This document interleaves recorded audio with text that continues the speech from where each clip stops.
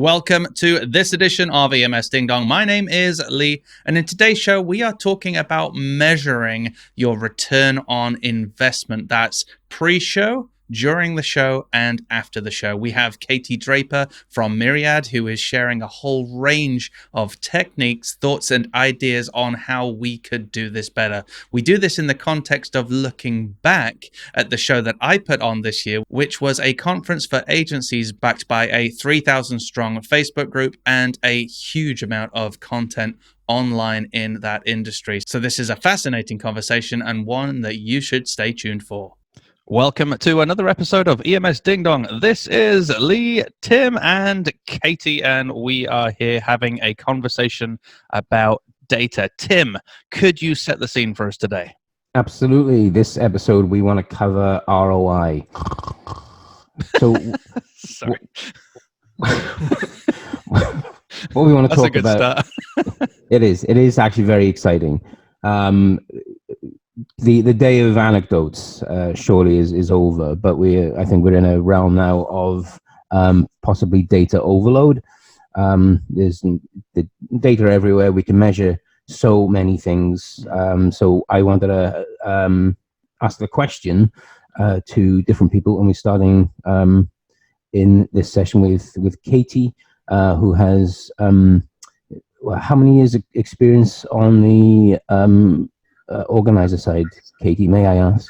Yes, on the organizer side, probably 7, although I do think working in events you age rapidly, so it probably felt like 20. So 20 years of experience crammed into 7 years. Yeah. 7 years, 7-8 years in reality. Yeah. And very little sleep in that time, and so what I really would like to get down to is what would you say have been the key areas of success that you'd want to measure as an organizer?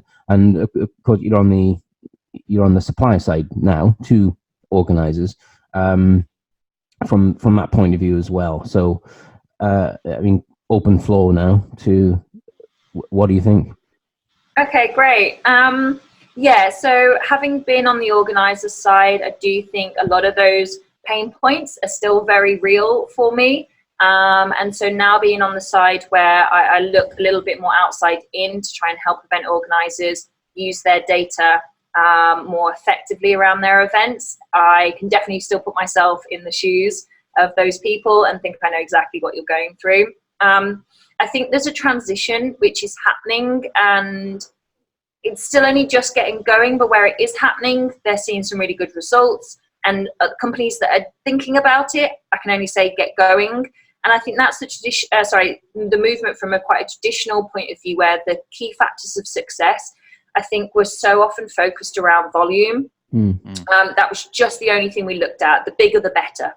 The more volume of speakers, the more volume of presentations, and hence that led to how many number of attendees do we have?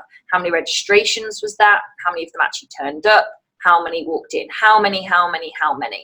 And that still is a super important factor, probably even more so for trade shows and exhibitions.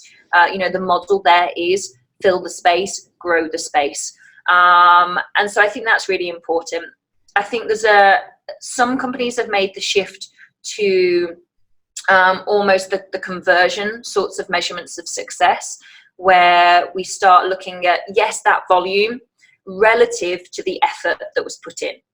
I should say volume could also be revenue for the more paid for models. But then I think some people have more looked at that rather than just an arbitrary figure of volume and attendance. They've then started to go, but how much effort did we put into getting those people? How much money did we put into getting those people? How much time?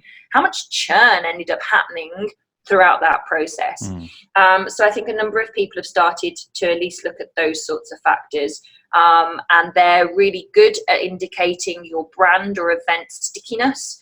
Do people put this in their calendar year on year as one of those, well, of course, that's what you always want as an event organizer. Of course, I always go to such and such. And hopefully that means, again, that growth, because they're going to bring more people from their company, etc. I think it's one of the almost most heartbreaking things as an event organizer, where someone turns around and the next year they say, I just need you to grow it by 20%.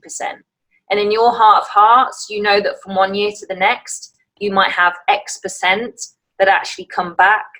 That's higher per company. I've known stats as low as 8 to 10% of people, of the individuals that will come back year on year. So when someone says to you, just increase by 20%, you think, no, I actually have to go back, fill up the other 90% who aren't coming back, and then more. Yeah, so you think, I feel like I'm starting from scratch each year. Yeah.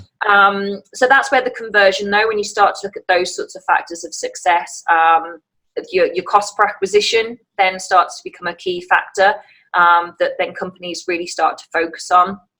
So that's a great movement. I think the next stage of success measurement, where some companies are starting to look at, and I think more can be done in this space, and there'll be more returns on looking at this, is how to actually measure the experience. Yeah. How do you actually look at the ways in which people are interacting with your show whilst they are there, and what indicators can you pick out in order to maybe real time make that event a better event for them?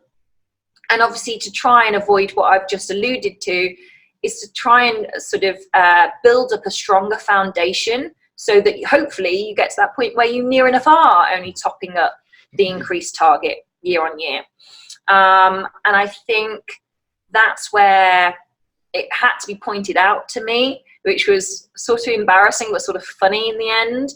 It was somebody else who said, so great, you've done all this work for 6-8 months leading up to your show. Yep, I have. And you know those figures, you know your traffic, you know your registrations, etc., etc. And then someone goes, right, so if it's trade show, let's say, great, so you've got 5,000 people in a room. Yes, amazing, well done. They're your target market. Yes, they're the perfect people. They're the ones who responded to my marketing and my sales efforts. They should be the most interested in the content. I've looked perhaps at their job titles, all the right sorts of ones. And then they said, what do you know about them when they're in the room? And I went, I know that they turned up. And they sort of went, well, yeah, I'd hope so. And you think, okay, well, that was my golden ticket. You know, I knew that the registration process had been complete. They picked up their badge. Yeah. What next? I might know what content sessions they walked into if I scanned their badge as they walked in to a show. Into a particular seminar. So I might have some suggestions about content that they're interested in. Great. What else? And I had to admit that after that, it was probably quite limited. You know, I might know if they went and interacted with an exhibitor, again, through the scanning sort of technology. I might know if they partook in some sort of competition, if they had to fill in a form and hand it in perhaps, or something. But those aren't maybe the core features of what I've spent 6 months, 8 months, 12 months building, which was the speakers, the content, different areas, different zones of your exhibition or your trade show. Maybe it's different networking opportunities at your conferences, whatever it might be. And yet you've got that target market, the perfect people who've responded in the room. And that's probably actually when your digital data capture is comparatively zero or very low in comparison to everything that you were doing before. And I think what we're really sort of excited to encourage and inspire event organizers to look at is how do you listen to an audience that is sat most likely quite silently in the conference or in the exhibition, and they're listening to you. How do you listen to them? Because they're not talking to you. They're not coming up to you as an organizer to necessarily give you their feedback. Post-show surveys, yes, very little uptake. I'm sure most event organizers feel that pain as well. How do you listen to them as they are in your show, experiencing it right there? And that's where, yes, some of our technology is trying to look at. There are so many opportunities to still have a conversation with people digitally, even when they're in a physical space with you. And I think that is where the success measurements are going to start going in terms of event experience, brand building, literal lead generation, lead scoring of people for yourselves as organisers, but also for your exhibitors or sponsors, and then obviously your likely sort of return rates. How do people rate the show? Then you get back into maybe some of your more traditional NPS, but I think we can modernise all of those sorts of success factors. So yeah, I think there's different people on different parts of that journey, but I think that's where the success measurements for me need to go if we want to keep events as a very real and connected part of the customer journey. Yeah. With my event that I did, we did the event just a few months ago now. It was Agency Transformation Live, and we had the experience of having a community already. So we have a 3,000 strong Facebook community, which I think you joined the other day, actually, Katie. Yes, I did. Nice. There's a great crew in there. So we got nearly 3,000 people in this Facebook community.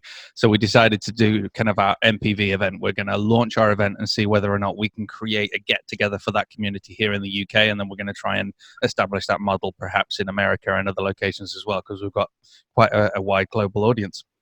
So for us, what we made sure we had in this event, because we didn't really have budgets necessarily for any sort of technology, but we did want to know what was happening.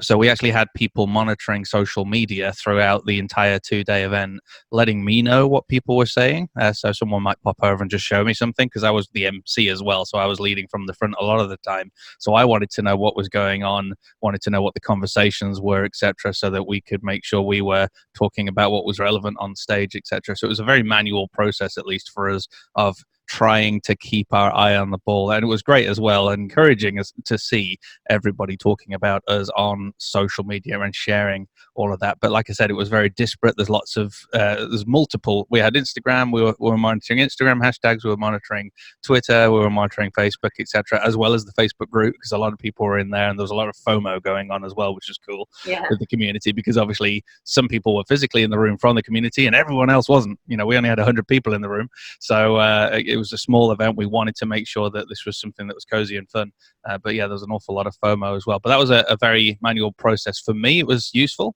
because I knew that attendees were engaging, were having fun, were networking with each other, because people were sharing selfies and stuff like that. Even something as simple as a selfie was really helpful as well.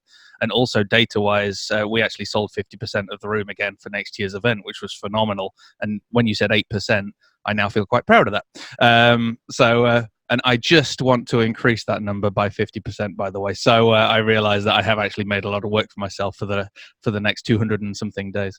But in that context of a conference, other than kind of manually monitoring social media, what do you think I could have been doing as an event organizer to make sure that the tribe who rocked up were enjoying it, getting value from it, getting takeaways, networking? What sort of things could I be doing or investing in for next year? And I selfishly ask because I'm looking at what I need to do for next year. Yeah, absolutely. I think there's the actual almost features in terms of what you might want to look at within a show, which I'll answer. And then the key thing, I think, is underpinning all of that with the connectivity to the pre-show experience and the post-show engagement. So it sounds like the things you've described are great things to look at. They were probably siloed within those 2 days or 1 day at that time. And how were they then captured, parceled up and connected to, okay, what we've seen on Twitter or Instagram, those particular individuals, can we identify them and stitch together what they were doing pre-show, what they were doing during the show, and then how that connects up afterwards. So I think you're right. A lot of event organizers are starting to look at other mediums for that sort of social and audience listening, but they don't know who said what. And I think that's the key thing, who said what. So some of the things to perhaps look at, or some things that you can offer people in show, is I think number one, a voice like that. So yes, they have some particular channels, which are great ones for vibe. just feel, as you say, they're taking their selfies, and you get a sense of, are they engaging? Are they into this? Just vibe. Yeah. And then I think there are avenues by which people want to communicate with you as organisers. And anyone who's run a show, you'll be baffled that you've got all these people, again, they've turned up out their day, they've perhaps paid money for it, and then they will sit in silence when a presenter or an MC goes, are there any questions? And there might be 600 people in the room, and you go, no way. No way has no one got a question. I've got a top tip for that, by the way. I went round every single time to people I knew saying, you better be thinking of a question. Yeah. Because I don't want this guy to be silent on the stage. Yeah, right? Yeah, you need some stooges. But I think actually a lot of people do have questions and are very willing to ask them if you give them a medium by which to do it. And if they think, again, people are willing to talk if they think someone's listening on the other end. So Twitter and Instagram, I say, I think are really valuable for vibe, but for conversation. So we would be able to say, focus in on being able to allow people to ask questions that can be within presentation, so that they go to the moderators, to the panelists, etc., to ask. They can also be questions aside from that. So again, all within a nice sort of event experience that they can have with them on their mobile device. But they could also say, I'd love to know more about. We had it at a show that we ran with the large financial service sort of organisation. And by someone saying, almost like nervously, I'd love to know a bit more about, that was a direct new lead from the show. A salesperson was able to pick that up directly, and it's led to, I think, a multi-year deal. Just because they didn't want to walk up to someone, they didn't know how quite to do that or who they should walk up to. But if you ask it because you think someone's listening to you, you wouldn't ask that on Twitter, you wouldn't ask that on Instagram.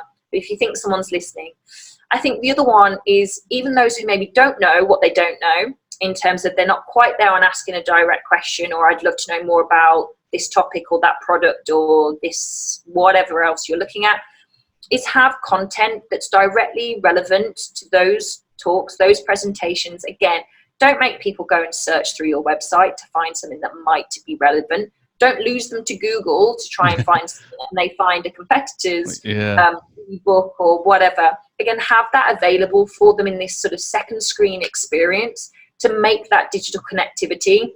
And I think the key thing with all of that is know who did what. So, that's what we have as our core focus. Everyone's got an individual live second screen experience or second screen companion.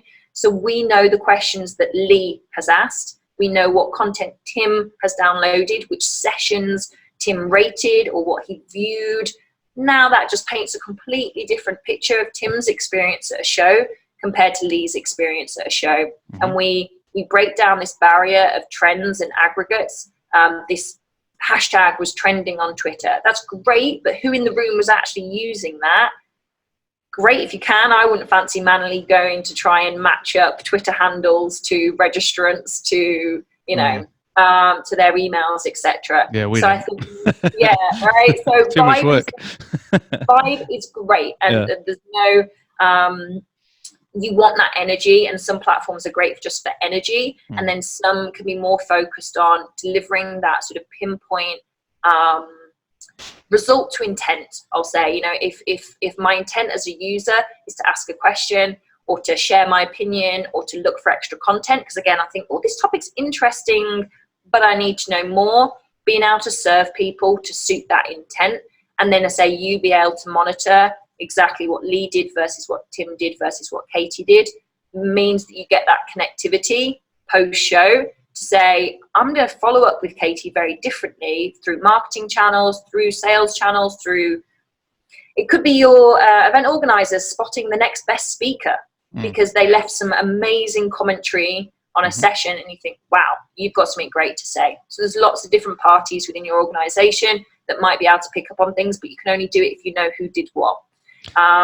So I think questions, content, polling, people do like to share their opinion, but they don't like to raise their hand in case it's only them.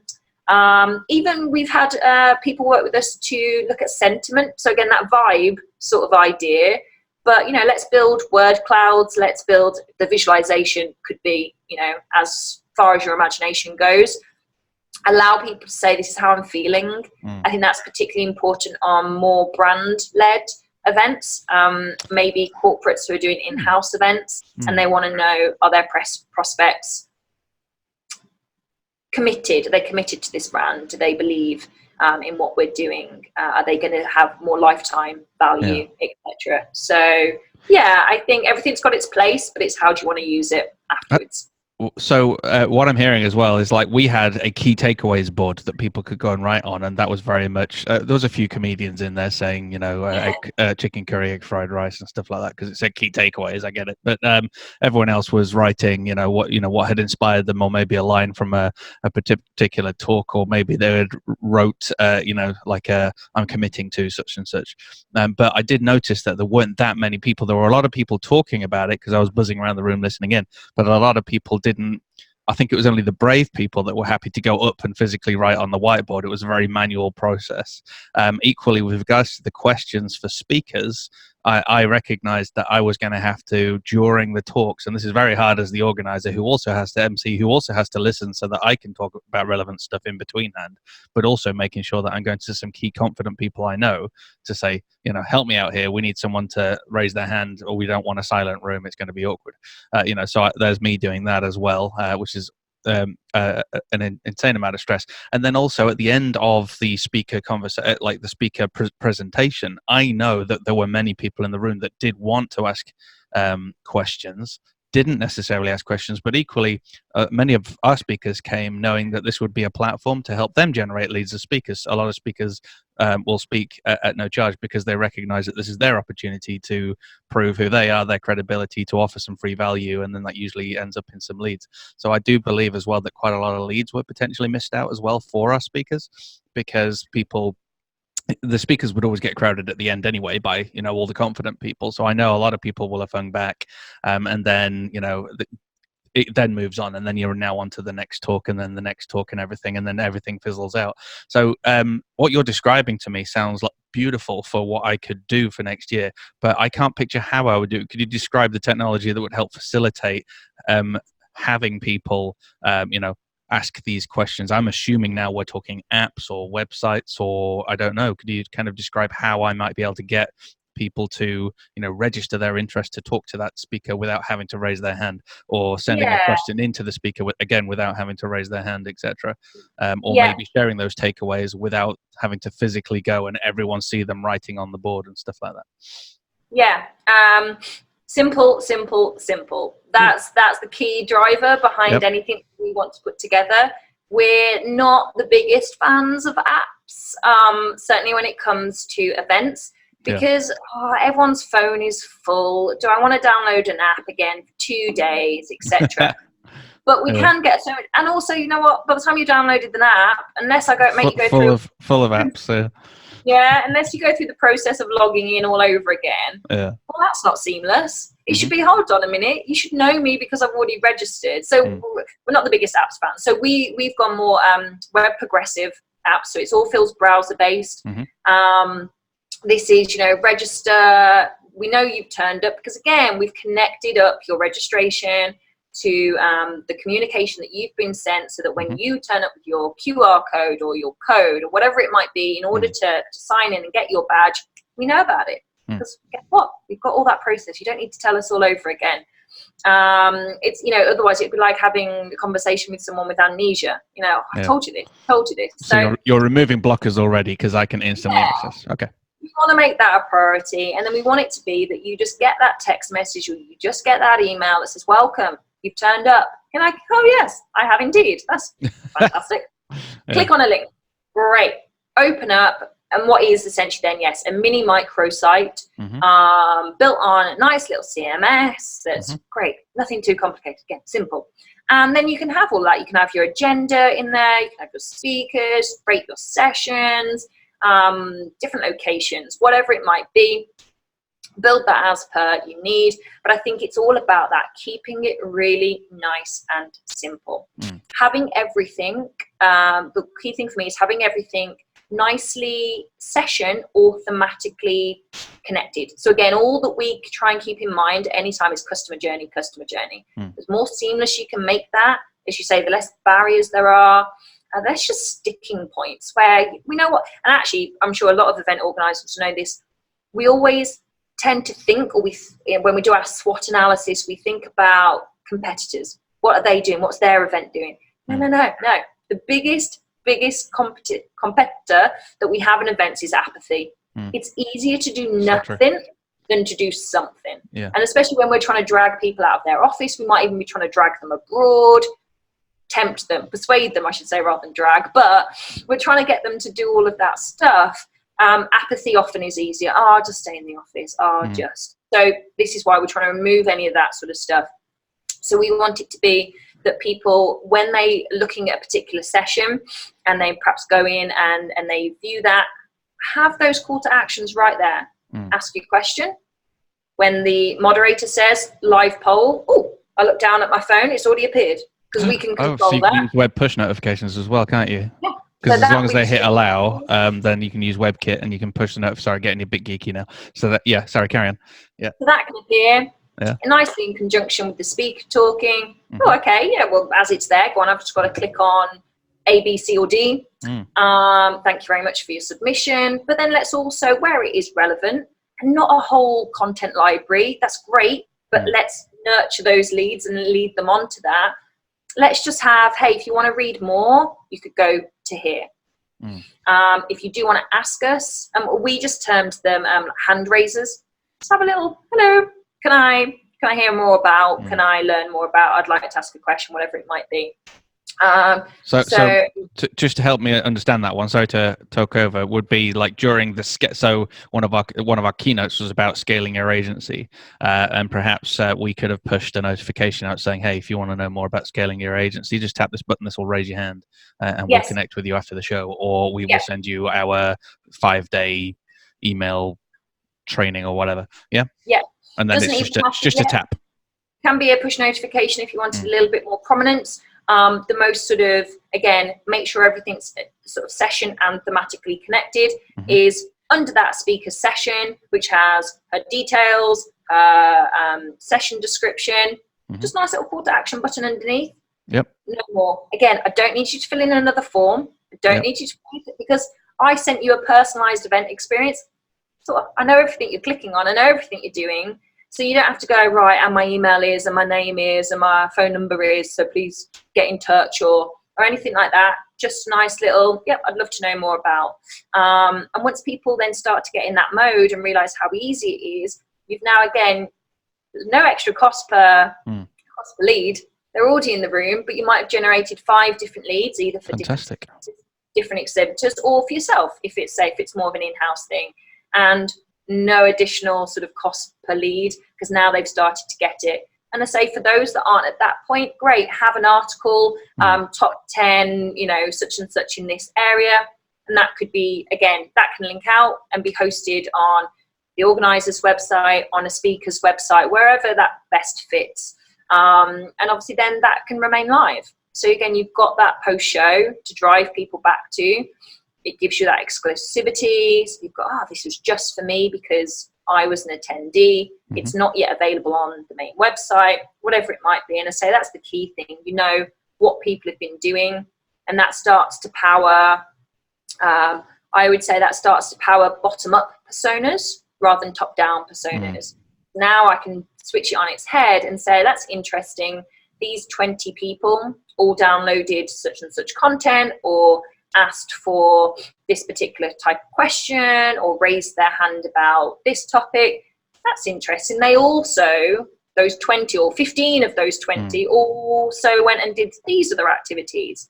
Well, if they did, then maybe other people like them are also thinking the same. They just happen to not be at the show. So now you can start to build those personas bottom up rather than just top down. And I say it's really that. It's just about, let's have the events. We're all great believers in the power of face-to-face. That's where relationships are built. That's where, business happens and all that sorts of stuff. And it just, a bit of magic happens. And we don't want to take away any of that magic, but certainly don't have it in this vacuum of data capture, which I think a lot of us were existing in, walking into that event space and you feeling that it was amazing. but just it happened in a bit of a data vacuum.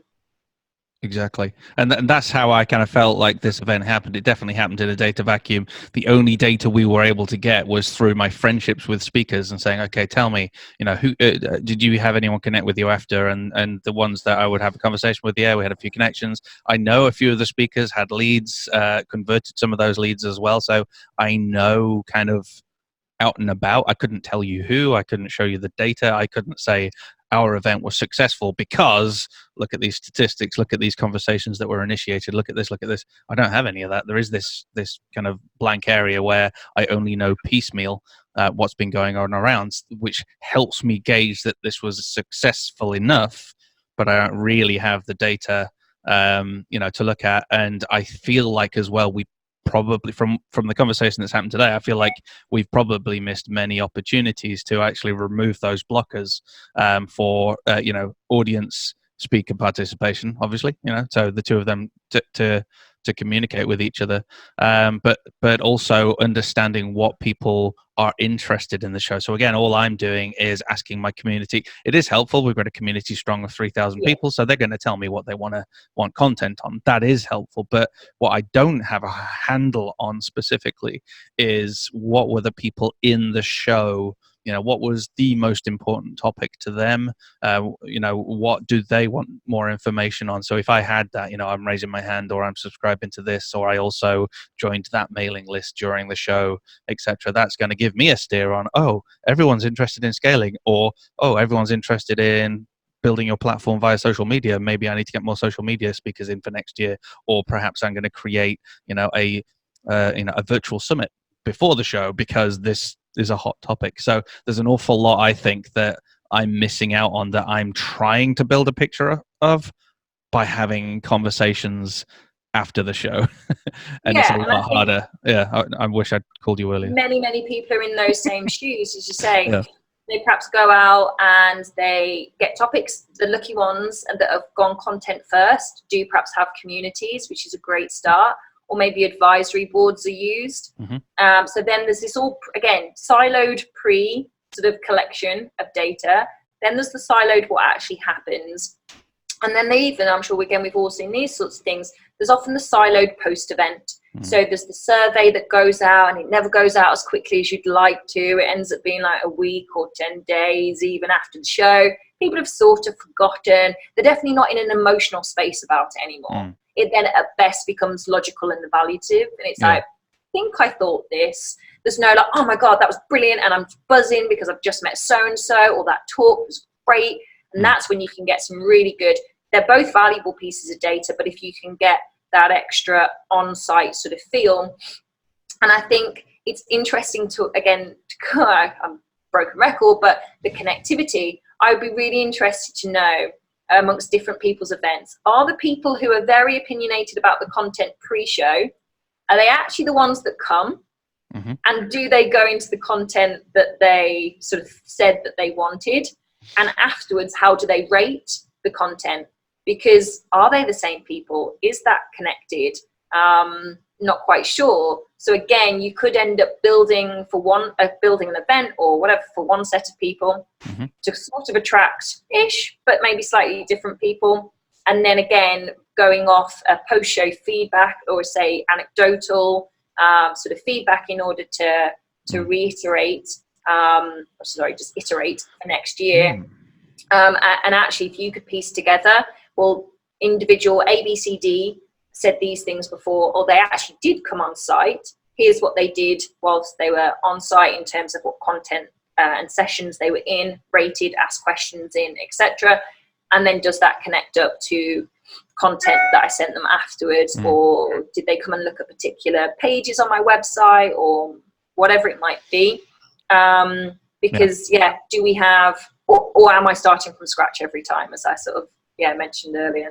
So my brain's just flipped. Sorry, Tim. I think you're going to say something, but let me just share something else about. You crack on. Sorry, this is really good because this is really helpful. I am selfishly hogging this show on behalf of event organizers all around the world because I want to get as much value from you as I can. Sorry, but so I create 3 videos a week for our community. So that's for YouTube. We've got the YouTube channel. We also have the podcast. We also have a premium content as well that we do. So we have a Slack channel and the Facebook group. So we've got all of these different social media platforms that we are engaging people with. So I think what you were talking about there is there should be ways now to see whether the attendee was actually taking part in conversations within Facebook or commenting on the particular YouTube videos that were in context to what is going on inside of the event. And if not, what is of interest out here that could either filter into next year's event or potentially be something in its own right if it's some sort of big topic. Is that what you're saying? Yeah, definitely. And I think what I'm particularly passionate about is breaking down this.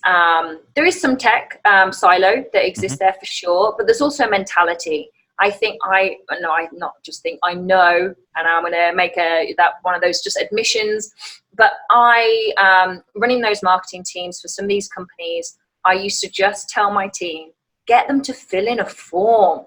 Just get them to fill in download a brochure, download content, just get their email address. And now I'm sort of embarrassed about saying it, but there was a mentality and there was a tech support that just drove us to look at our CRMs. And so contacts don't exist really in that CRM or marketing automation platform without an email. But companies that have got that wealth of content that might be out there on their website, that's on a YouTube channel, that's in a Facebook group, that is fantastic. That's often not connected to an email address, or certainly not the same email address that someone might then go through to register with. Oh yeah, different on YouTube to versus what they're registered to on Facebook and on Twitter. So totally. And so we end up with these silos where, again, someone could have been interacting with my event or just my brand generally or my community. They could have been doing 6 months worth of stuff. They only existed to me the moment I got their email address. And they literally weren't born yesterday, but it's how I treated them. Because marketing perspective wise, they sort of were born yesterday as far as I was concerned. And I wasn't taking into account anything that they'd done before. And I think that's what I'm particularly passionate about, is going, look, guys, events world, we should be pushing forwards in changing up some of these traditional marketing methods and mentality, and saying we don't, because now the technology is out there, that we don't have to just use email address as the unique primary identifier. We can break that down into lots of other identifiers. And if that starts to give us a better look at a potential customer, prospect, attendee from the very beginning of their journey with us, that makes that journey so much better for them. And when your core product might happen but once a year, you've really got to be having a nice continued, they've got to feel like a friend. You've got to have a nice continued conversation with them. So you've got to know their background story in order to continue that. Everyone now says 365, but it's still 365 once I've got your email address. Let's see what they're doing on these other channels, on YouTube, on Facebook, on Instagram, on Twitter. And let's have that where it's part of that whole customer journey, and the event almost happens to be, although it's our core product, but that happens to be the part of the customer journey where it just steps into the physical space. Oh, okay, this fits into a wider customer journey. That bit happens to be in a trade show, in a hotel, a conference center or a convention center in a hotel, or a cool, quirky brewery, or wherever you're hosting your event. But it should fit as part of that. So yeah, we're very much about people exist before you have their email address. Let's utilize that so that we can stitch together that process. And we have great opportunities, I think, like that to really blend digital and the offline experience. We just are a little bit staccato about maybe some of that data capture and how we, even just knowing what we want to do with it. I think we perhaps know that we need to do it. We don't quite know what's possible and what we want to do with it. So yeah. Cool. Would you say, Katie, and I think that this is the whole time you've been talking here, I've got this sort of overarching view of what seems to be the bigger picture from an organizer's point of view, which I might be wrong in this perspective, so correct me if I am. But when you just said about you what you're left feeling with now, having gone through those years of driving to just get a form filled. That's the priority here. Would you say the main driver of that is the objective that was put onto you of we've got to grow this by just got to grow this by 20%? Is that what is underpinning the mindset that would say all these other things that we've just been talking about for the last 40 minutes, they're wonderful, but actually the main priority is we got to get an actual name in a database, and that represents a figure that we can add into a conversion equation, which means I will get a 20%, and that is the top priority. Am I right in saying that? I think that's partly right. I think there are some other variables which are driving that as well. I think as an events industry, we still have, I'm not sure whether I want to go as far as saying over-reliance, but we have a reliance on email marketing. I'm the first person to say that email marketing is not dead. I'm a massive fan of copywriting and email, and the ones that are done really well, wow, they're done really well. And they're really effective to drive people to an action, that registration. Perfect. What I think we're doing is relying on it quite a lot. Hence, we get someone to fill in a form because we want their email address.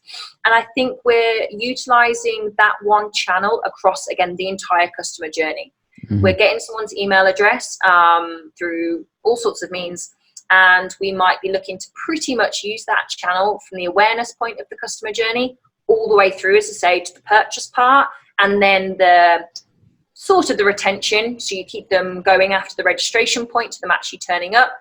That's cool. It does have a place, but there are lots of other channels and lots of other platforms that I think maybe we need to have a bit more experimentation with and a bit more confidence about saying maybe there are some other channels which take prominence at certain points of the channel, certain points of the customer journey. So I don't feel that maybe the events as a whole industry is investing in advertising as much as a number of other industries have changed over the last sort of 5-7 years.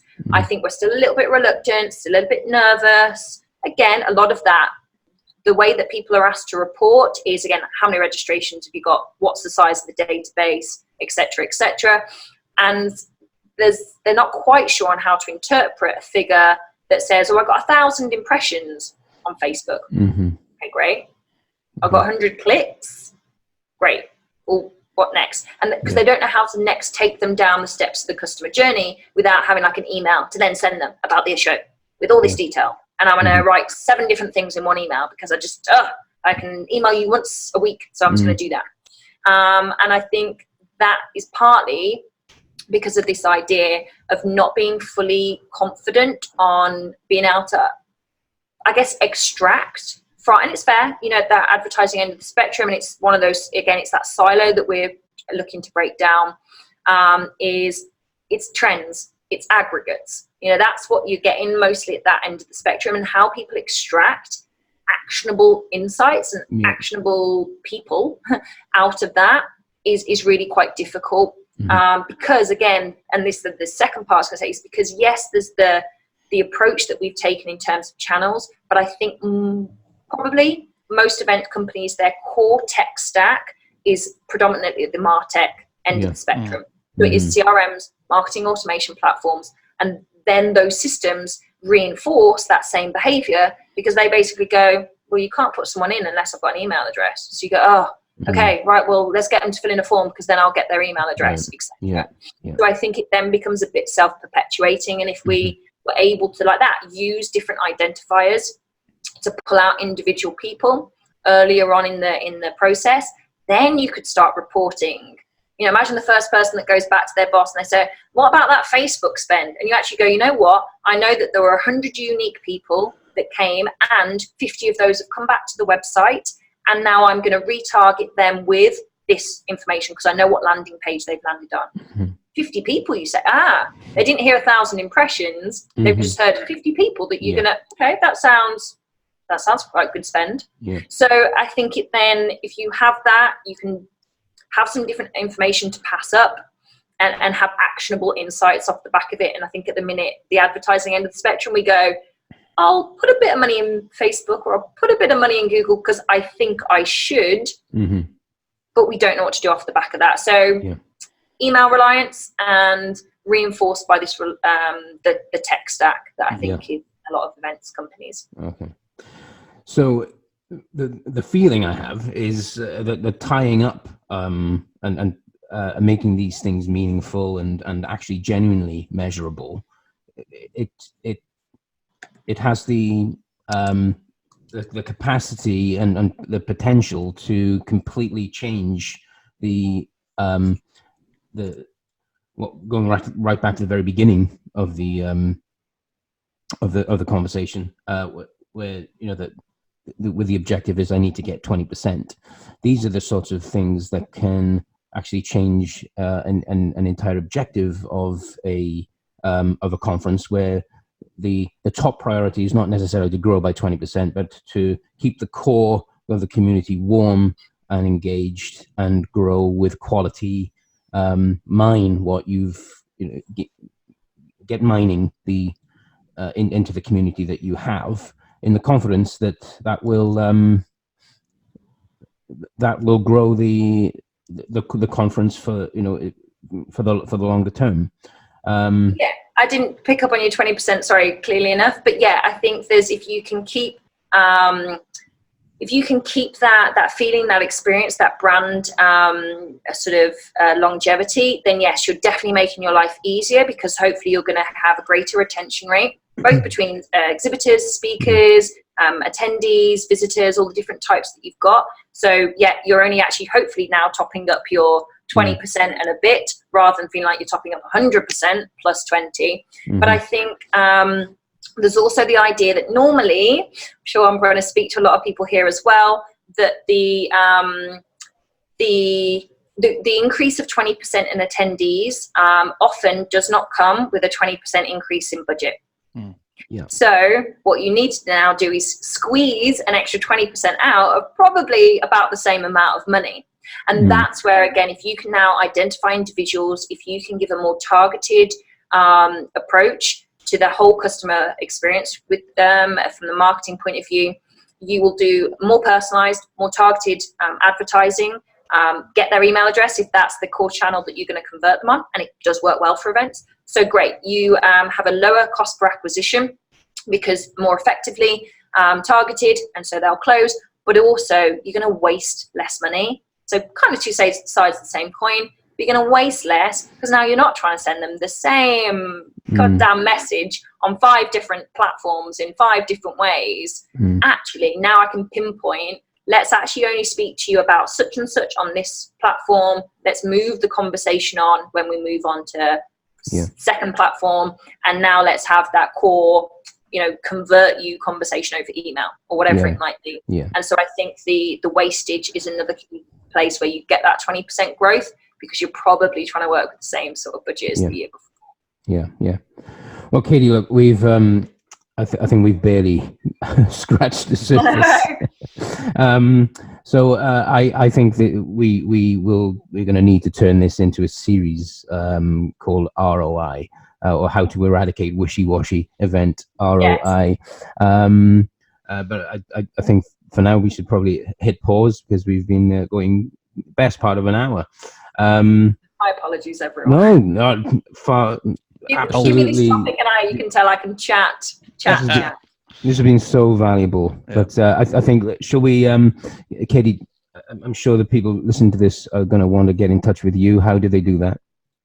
Yeah, great. So my name is Katie Draper, and I work for a company called Myriad. So you can find me on LinkedIn, or you can contact me, Katie, that's with an IE, at myriadx.com.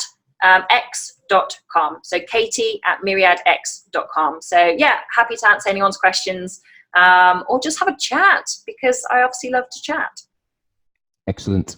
And if anyone wants to get in touch with me, it's Tim at eventengine.tv, and Lee at eventengine.tv. Fantastic. Well, we're going to hit pause. We'll see you in the next session on ROI. Thanks for watching. Thanks, guys. Bye.